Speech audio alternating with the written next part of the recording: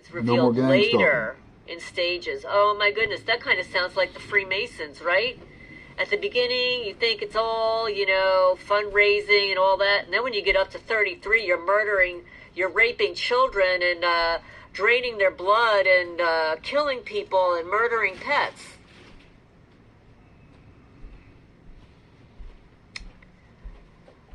Then the power of the group is revealed through staged events. Stage events involve displays of the power of the group. This could involve having a fire truck or a city and other vehicles parade past a certain location at a certain time, or having the lights to a certain part of town shut off at a certain time, or having some vehicles, boats, and trains all blow their horns at a certain time. New members are empowered by becoming investigators. Most never know the true purpose of the group. So they're duped, boys and girls. These are duped. I don't know what the turnover rate is for the community policing programs or other such programs. Maybe someone could supply the stats. They do seem nice. If I was not a target, I might have joined a community policing group and not realized what was going on. Thank God I wound up on this side of the blanket. It's not pleasant, but the other side is worse. These people are asked questions. Read Nikki, Nikki, Rapana report, Rapanna report about her experience with these, or watch the One Nation Under Siege documentary. One Nation Under Siege documentary. I'm sure that people are impressed with this network once they see it. I don't think many realize it will lead to their eventual enslavement. It's all good. Some do write up reports, because they are helping investigate these dangerous targets.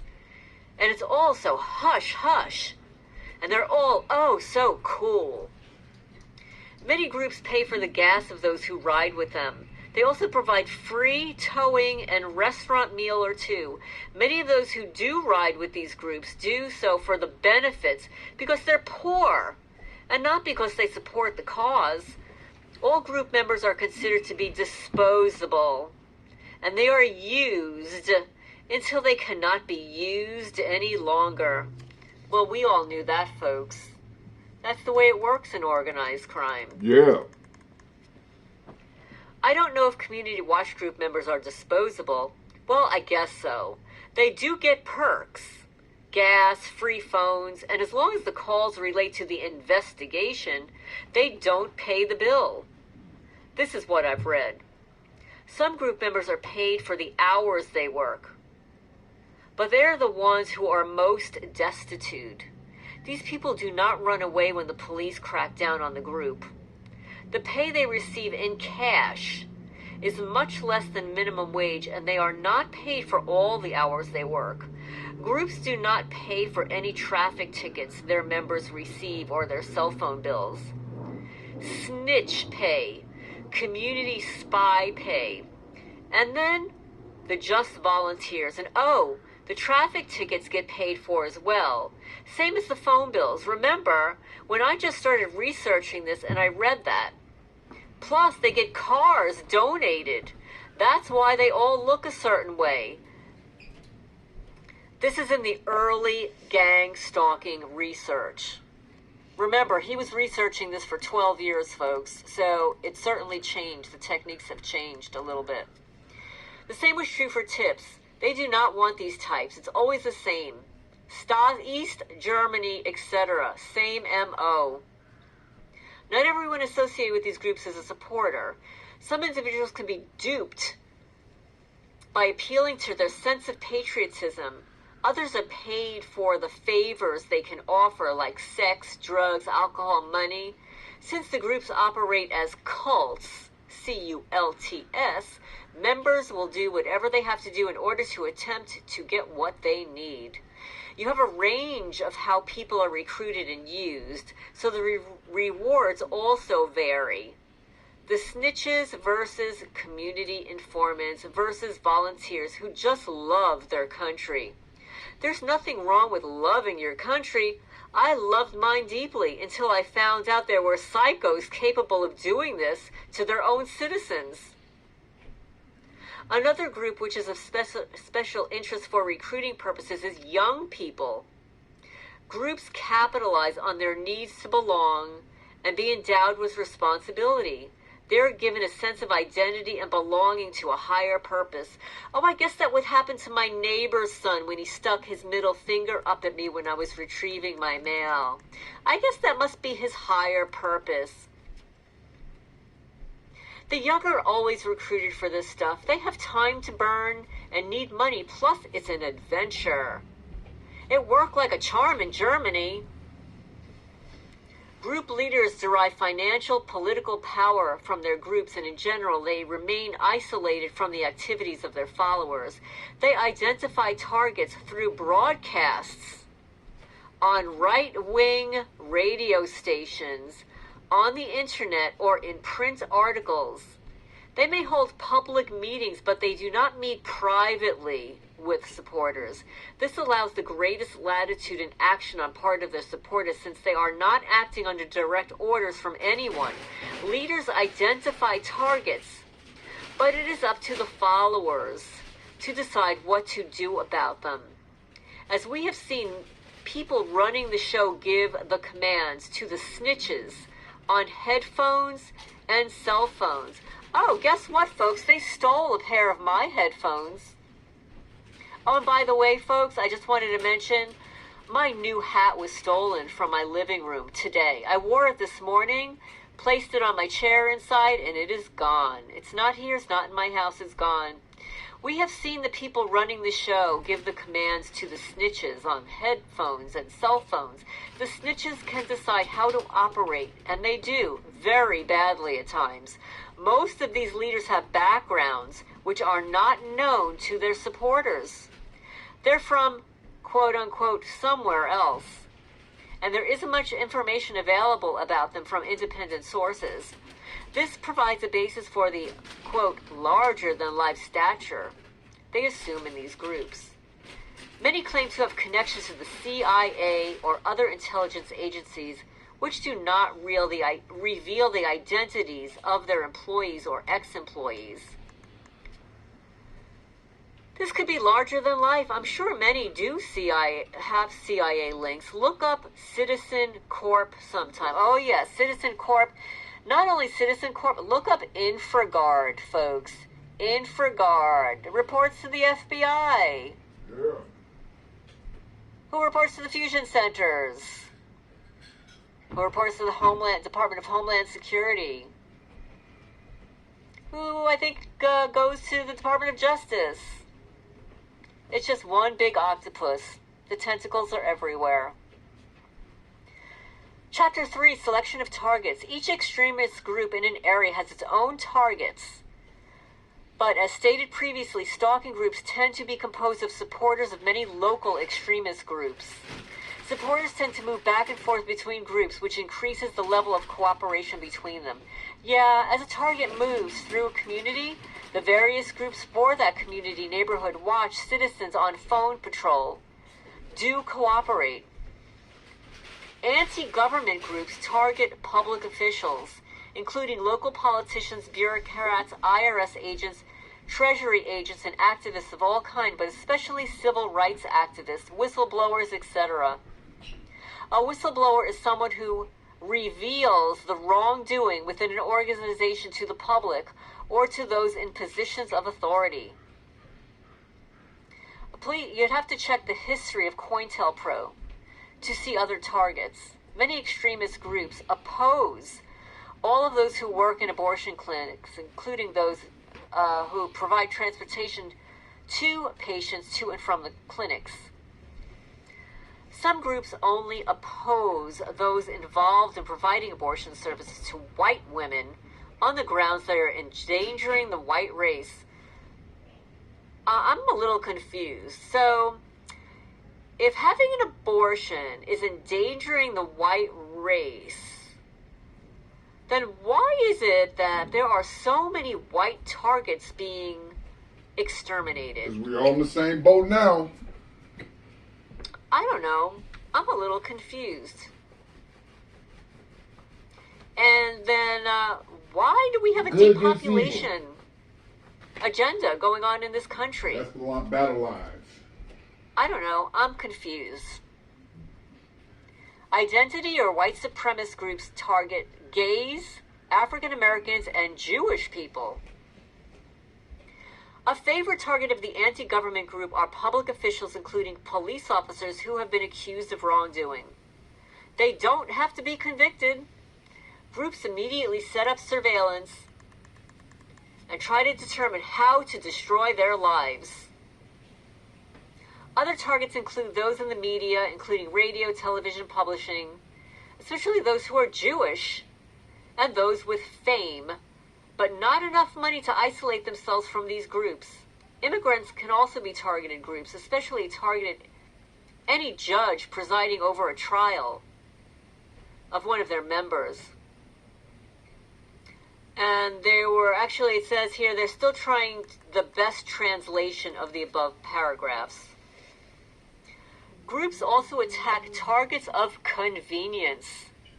These people are selected because they are convenient targets, not for any other reason. They could be loners who tend to be more vulnerable to their harassment techniques than those with family and friends around them. Targets of convenience are used for practice. Community groups have done this, targeting that person who lives by themselves, who they don't like. Oh, poor little babies. You know how many people I don't like? When I don't like somebody, I ignore them. That's what adults do. That's what emotionally mature adults do. Another favorite target of groups is sexual predators. Those names, addresses, and photos are public information which is available on government websites. Sexual predators have no support groups or protectors. We already know that community groups do this, so give me a break. This should have been a first hint that it was community groups and not extremists that he claimed. I'm sure extremists might do this, but who are the people that usually get rid of pedophiles? I don't know the answer to that, folks. There are just so many of them all around. And then he puts in parentheses here, vigilantes versus pedophiles. Community groups in small towns do this. And yes, they don't like and they don't trust strangers. Oh, poor little babies. They have to get to know you. Not all small towns are like this, but some can be. I'll tell you for a fact, guys, this small town here, these people are predators. Predators. Animal rights activists stalk those who own fur ranches, furriers, research scientists working in the field of biomedical research, including animals, executives of McDonald's.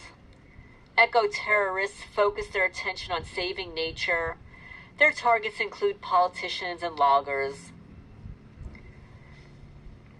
Groups normally also attack family, friends, and associates of the target, and even the businesses he patronizes. Many of these groups are financed by corporations, which use them to stalk their enemies and potential enemies. That means competitors, folks. The groups are used as private armies of those corporations. Oh, you mean like the cat cartel, the feral cat cartel in New Jersey and Maryland? The feral cat cartel, cat killers, cat trafficking, animal trafficking experimenters. They murder cats. They claim to be rescuing them. But no, folks. They're murdering them and collecting the money. So don't donate to some of those people, folks. Especially the ones that rake in millions of dollars. This part is true, but change the wording. The companies can now put you under investigation. or send you for a psychological exam if you try to complain too much. That's right, folks. Check out the lawsuit on my website, on my YouTube. The police officer who sued the chief of police in Manalapan, New Jersey, he filed an internal affairs complaint, and he was sent for a psych eval. His weapons were taken away from him. He was harassed, and all the targeting tactics were used upon him. These groups do not overtly harass their targets. If the target provides them all valuable information like sensitive conversations in public places, they will simply gather all the information they can and leave the target unaware. Groups have contacts in the media which they use to disseminate information about their targets. It's not unusual to see vehicles of local television stations riding in extremist convoys. Oh, I wonder if it has anything to do with the Gorilla Man. Do you think he's one of these creatures? They do listen to our conversations that we have in public. I bet they're listening to me recording this right now, folks. Good. Worse than that, if you don't know this is happening and your friends or family are snitches, then they will try to get you to release private information in public. The same with coworkers. That's just a nasty thing they do to someone. I mean, I'm telling you, people, these people are sick. These people are depraved. They've got nothing better to do with their sorry lives than harass normal people. Yeah. Envious, jealousy, greed. They have no moral compass, folks. Stalking groups do not hold traditional meetings. They meet by cell phone, and then they're in their vehicles, following and harassing various targets as part of their daily activities when they're on patrol. In order to avoid potential destruction of their groups, they use a concept which has been used by political and paramilitary groups for hundreds of years. It is called, a right-wing organization is leaderless resistance. I know with community policing in each area runs itself the way they see fit. So keep that in mind. That means that every town that has a community policing, community watch group will run it the way they want to. Right?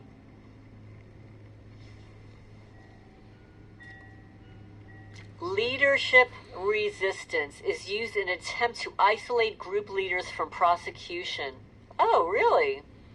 While allowing their followers an unlimited operational range, leaders identify targets to their followers through broadcasts on right-wing radio stations, in print articles, or on websites. But they never tell their followers what they do. It's up to them to decide what